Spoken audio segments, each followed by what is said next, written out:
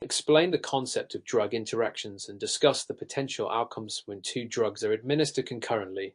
Provide examples. Answer. Drug interactions occur when one drug alters the effect of another when both are administered together.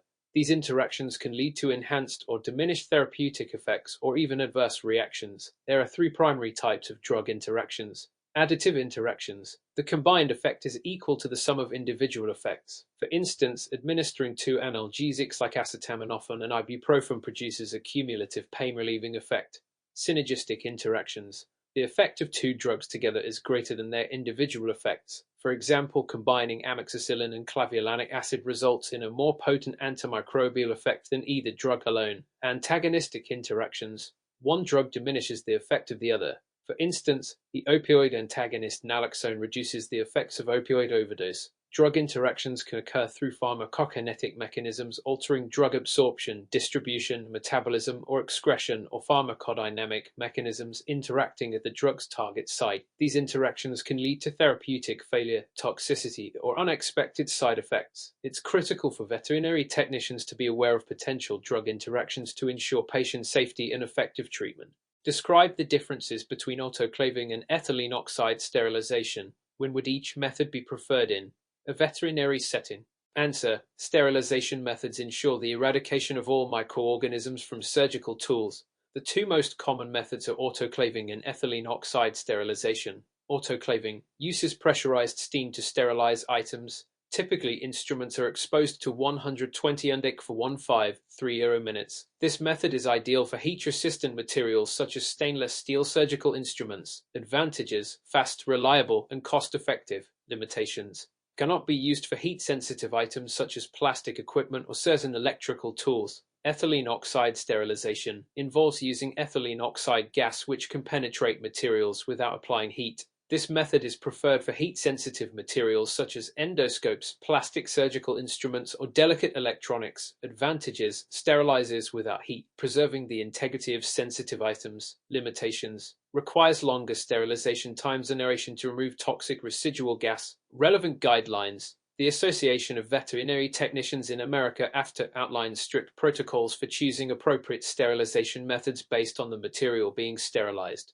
Dr. Thomas prescribes fentanyl patches for pain management in a postoperative canine patient. Sarah, the veterinary technician, is responsible for dispensing and recording the drug. What steps should Sarah take to ensure compliance with controlled substance regulations? Answer. Sarah must ensure strict compliance with controlled substance regulations as fentanyl is a Schedule I controlled substance. The following steps should be taken.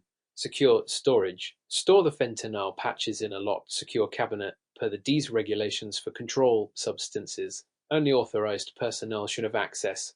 Accurate record keeping. Record the dispensing of fentanyl in a controlled substance log, including the patient's ID, the prescribing veterinarian's information, the date, quantity, and signature of the dispensing technician. Patient monitoring. Regularly monitor the canine patient for signs of opioid overdose, including sedation, respiratory depression, and lethargy.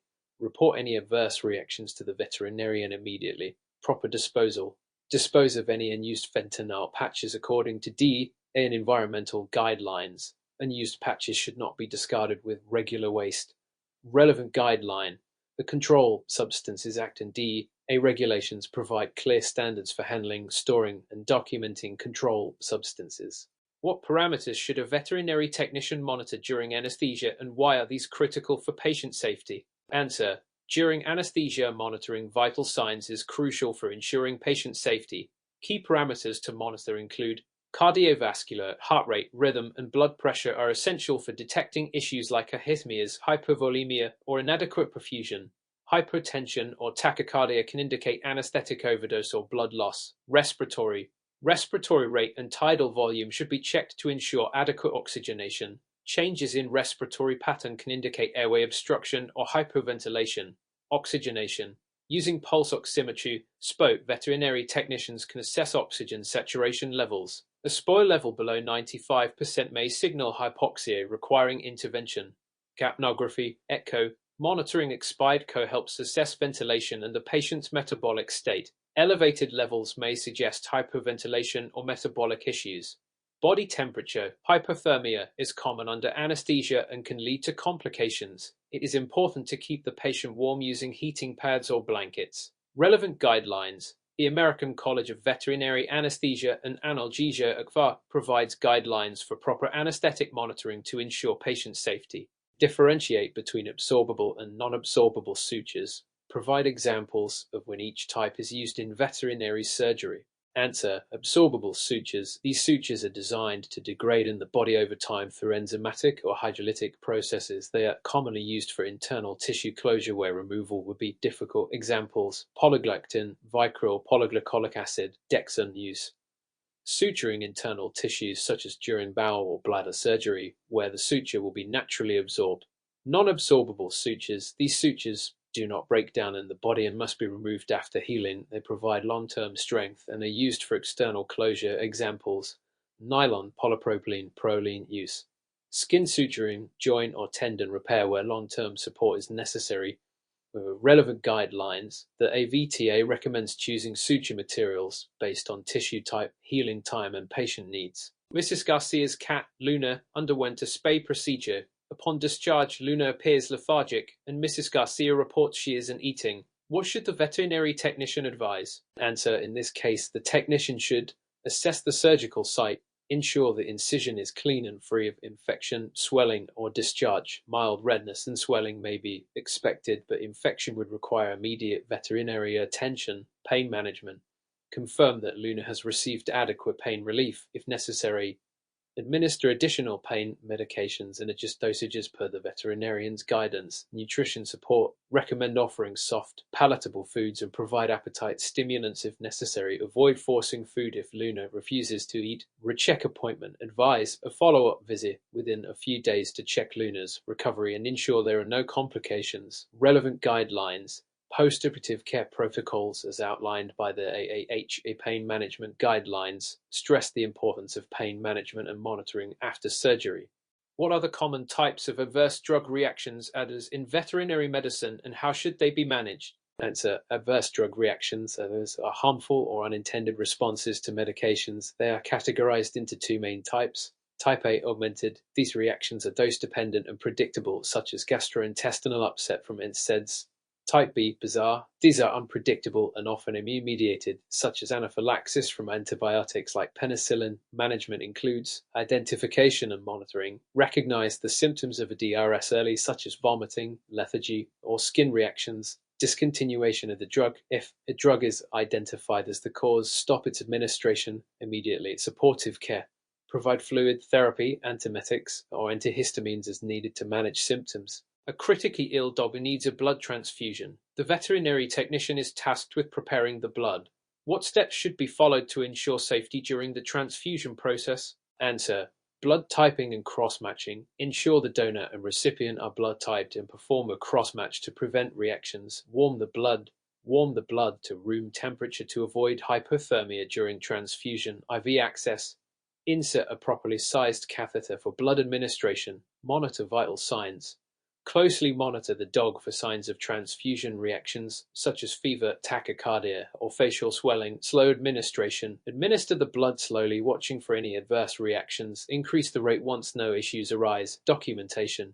Document all aspects of the transfusion, including blood type, volume administered, and patient response. Relevant guidelines. The American Animal Hospital Association (AHA) outlines transfusion safety protocols and emergency procedures. What are the key considerations when administering vaccines in veterinary practice? Answer: key considerations include vaccination schedule. Follow the recommended vaccination schedule based on the animal's age, species, and risk factors.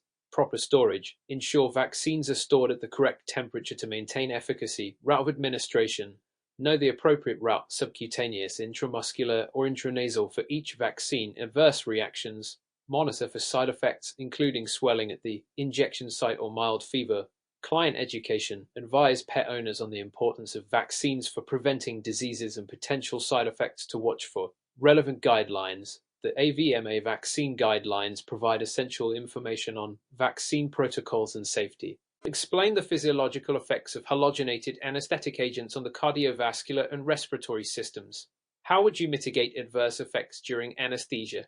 Answer: halogenated anesthetic agents such as isoflurane and sevoflurane depress both the cardiovascular and respiratory systems. These agents cause myocardial depression, reducing cardiac output and potentially leading to hypotension. They also depress respiratory function by decreasing tidal volume and respiratory rate, causing reduced ventilation, which can lead to hypocapnia, increased CO levels, and hypoxia, low oxygen levels. Mitigation: pre-anesthetic evaluation. Assess the patient for underlying cardiovascular and respiratory conditions. Adjust the anesthesia plan accordingly. Monitoring: continuous monitoring of vital signs using ECG capnography for CO and pulse oximetry for oxygen saturation ensures early detection of issues. Ventilatory support: if respiratory depression is evident, provide supplemental oxygen and consider mechanical ventilation. Fluid therapy: administer intravenous fluids to maintain blood pressure and counteract hypotension, especially in hypovolemic patients. Drug selection: choose anesthetic agents with minimal cardiovascular and respiratory depression and use low doses.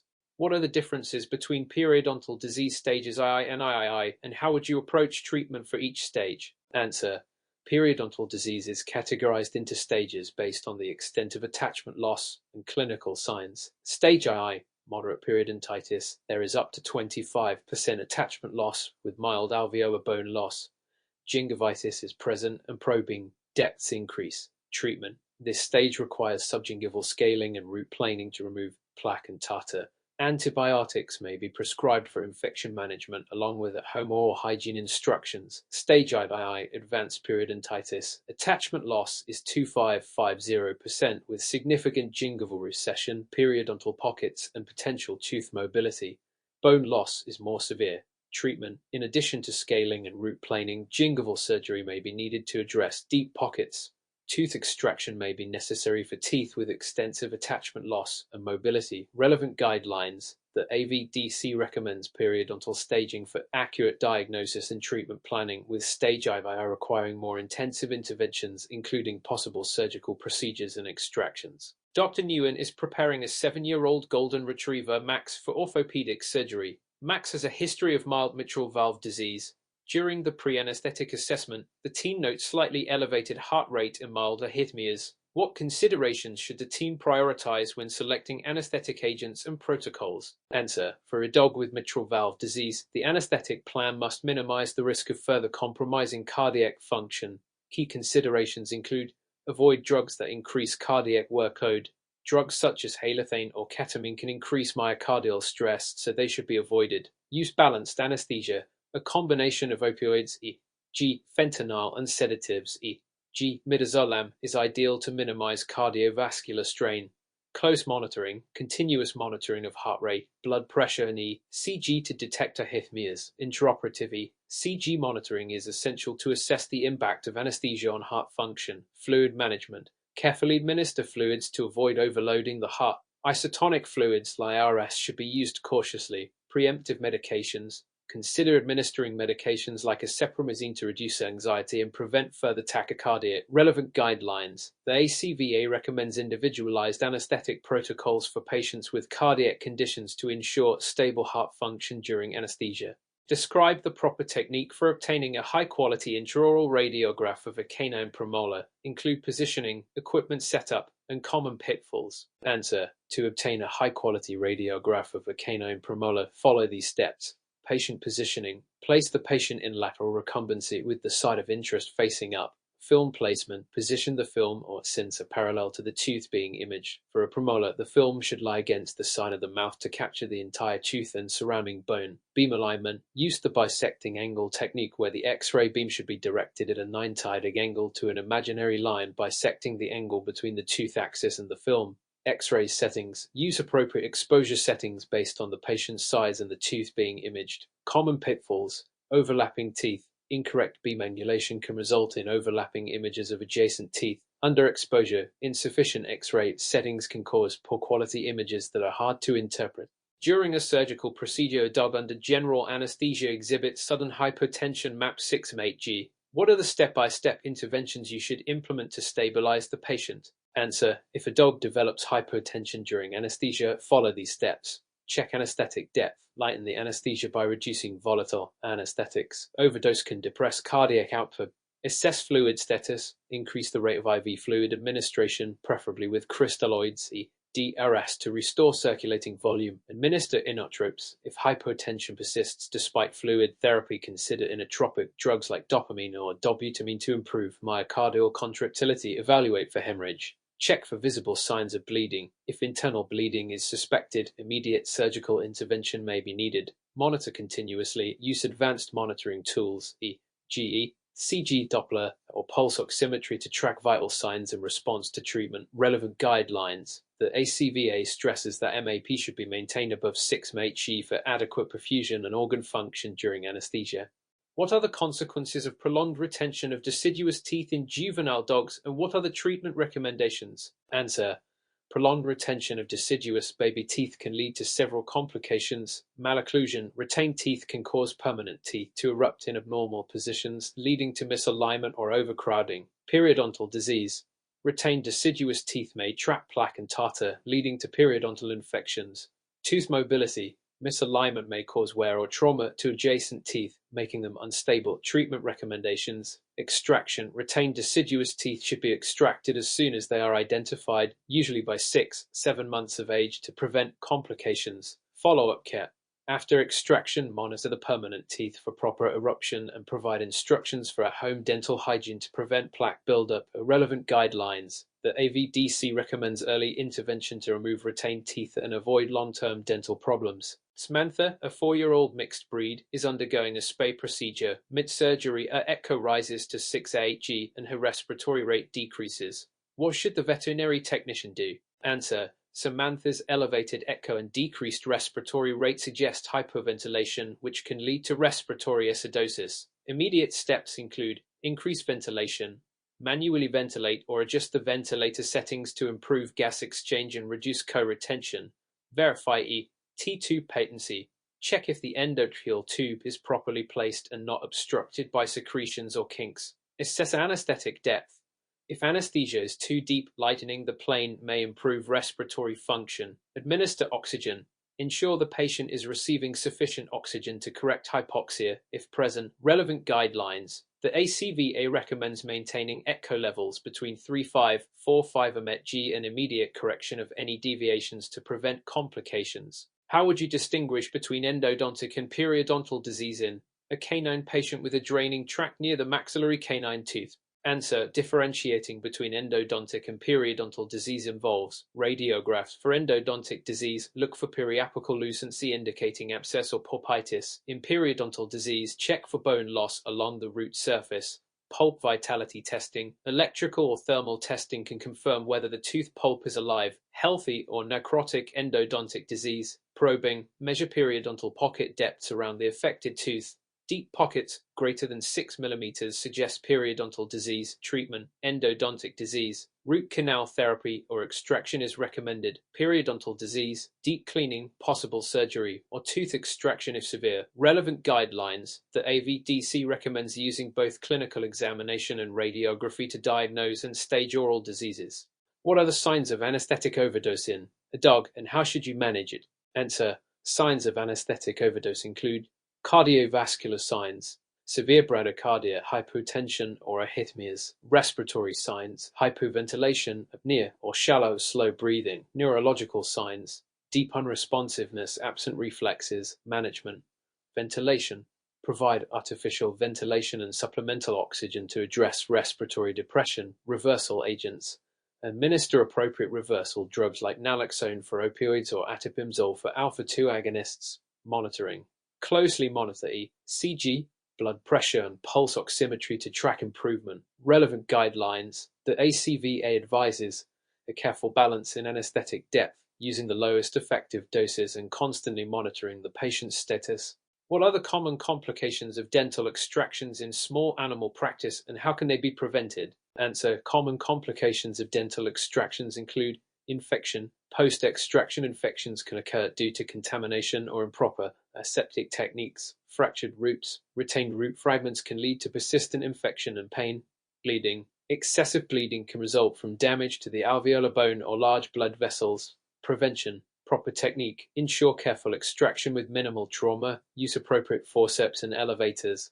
Aseptic technique: maintain sterile conditions during the procedure. Post-operative care: provide pain management and antibiotics if indicated, and instruct owners on oral care post-surgery. Relevant guidelines: the AVDC emphasizes the importance of proper surgical technique to minimize complications. What are the common post-operative complications in veterinary surgery, and how can they be prevented or managed? Answer: post-operative complications can affect the recovery of veterinary patients and may include infection. Surgical site infections are a risk due to bacteria entering the wound.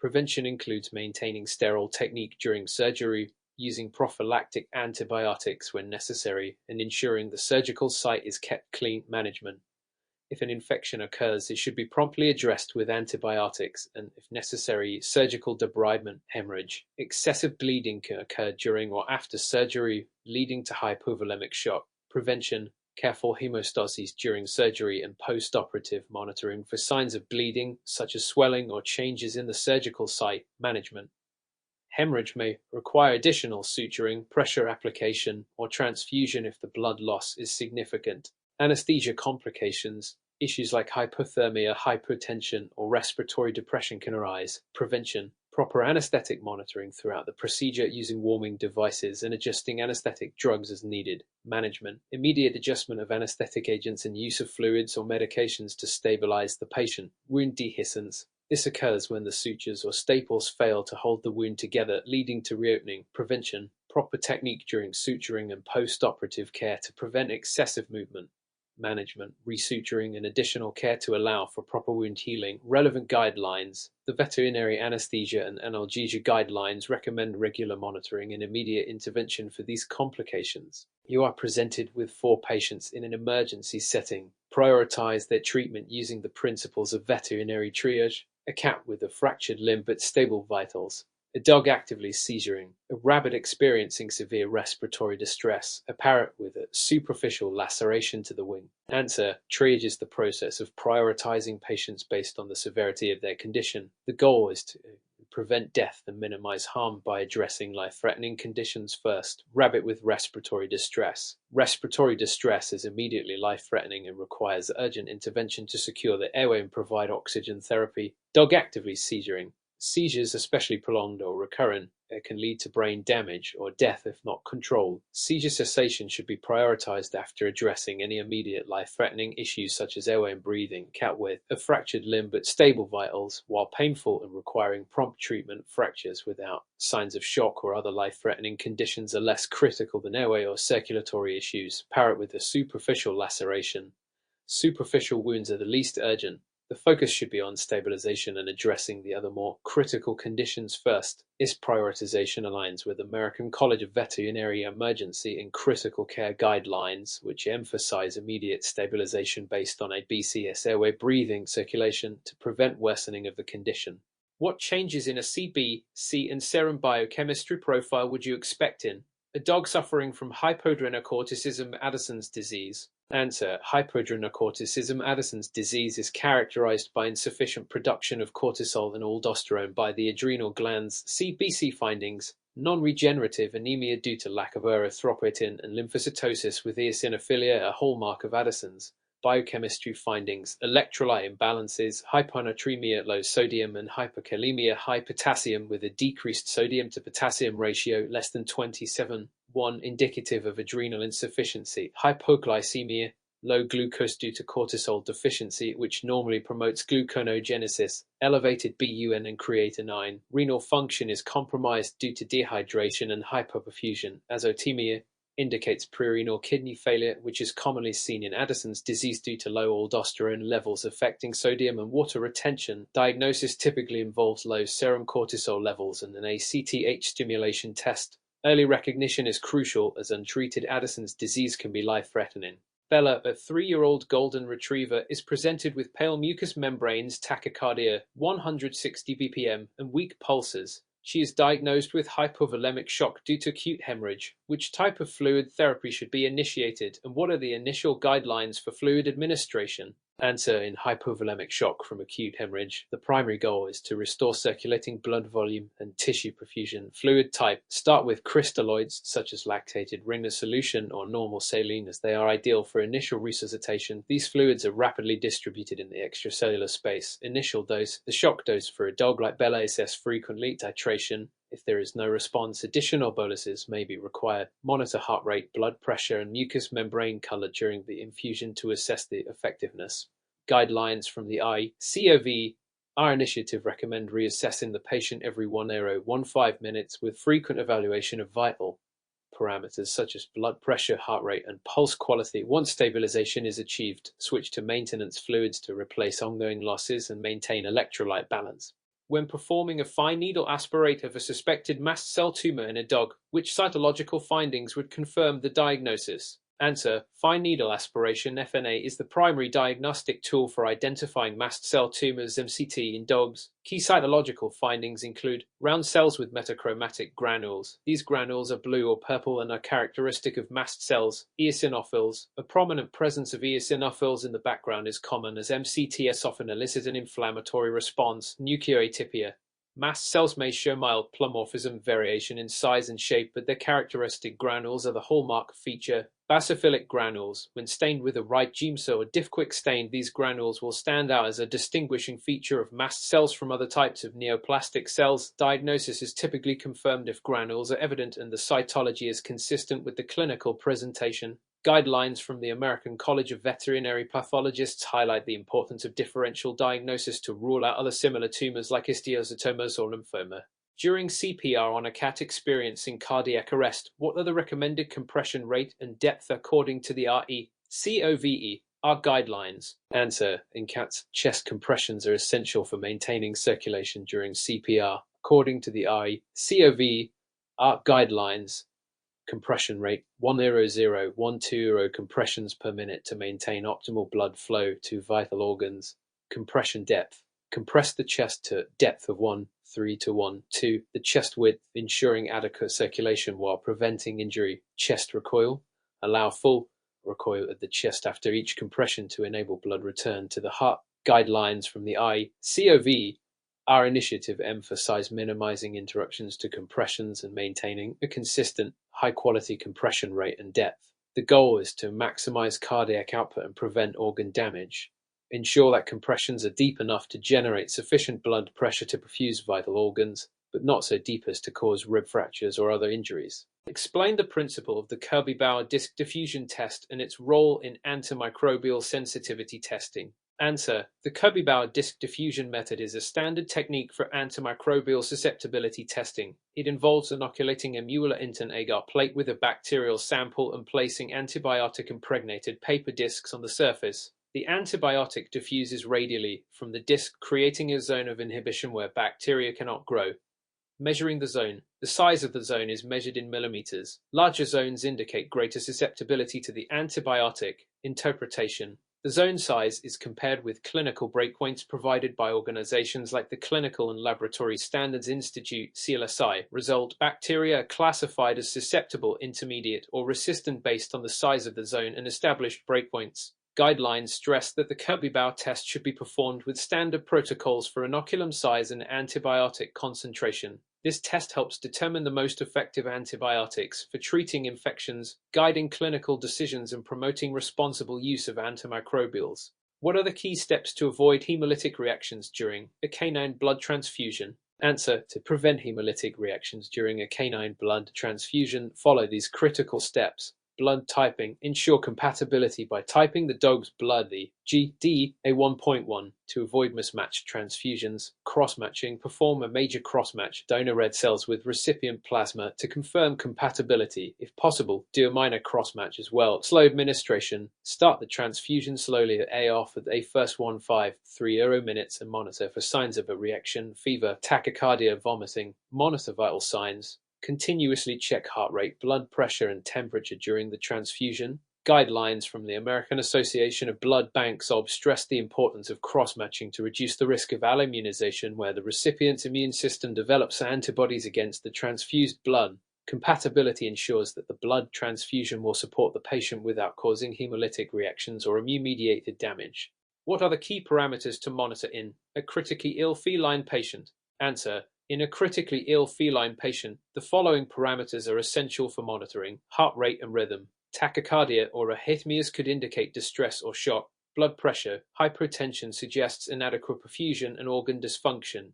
Oxygen saturation. Use pulse oximetry to ensure oxygen delivery to tissues. Respiratory rate and effort. Abnormalities such as tachypnea or dyspnea may indicate pulmonary or cardiac issues. Temperature. Fever or hypothermia can be signs of infection or sepsis. Electrolytes. Monitor for imbalances, especially potassium and sodium. Urine output. Oliguria or anuria can suggest kidney dysfunction or shock.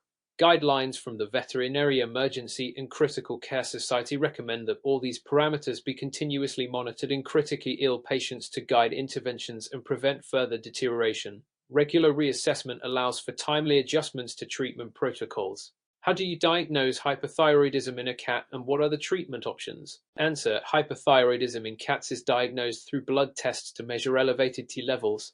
Often, clinical signs such as weight loss, increased appetite, hyperactivity, and tachycardia lead to suspicion. Diagnosis: the total test is the most common screening test. If it is elevated, a free T by equilibrium dialysis or T suppression test may be used to confirm. Treatment: medical management. Methimazole is commonly used to inhibit thyroid hormone synthesis. Surgical treatment: thyroidectomy, removing the affected gland, is curative. Radioactive iodine therapy, administering iodine 131 to selectively destroy the overactive thyroid tissue. Guidelines recommend early intervention to prevent complications like hypertension or heart failure. Each treatment has pros and cons, with radioactive iodine often considered the best long-term solution. What are the clinical signs of antifreeze ethylene glycol toxicity in a dog, and how is it treated? Answer: antifreeze toxicity presents in 3 stages. Stage 1, within 30 minutes to 12 hours. Vomiting, lethargy, and ataxia. Neurological signs and hypothermia are common. Stage 2, 1 to 4 hours. Cardiopulmonary signs including tachypnea and increased heart rate. Metabolic acidosis develops. Stage 3, 2 hours. Renal failure, oliguria or anuria, and uremia. Death can occur due to multi-organ failure. Treatment: antidote: foprazole or ethanol to inhibit alcohol dehydrogenase, preventing conversion of ethylene glycol into toxic metabolites. Supportive care: IV fluids and electrolytes to support renal function and correct acidosis. Hemodialysis may be required for severe cases to remove the toxins. Guidelines stress the importance of early intervention, as prompt administration of antidotes within 1 to 2 hours can significantly improve outcomes.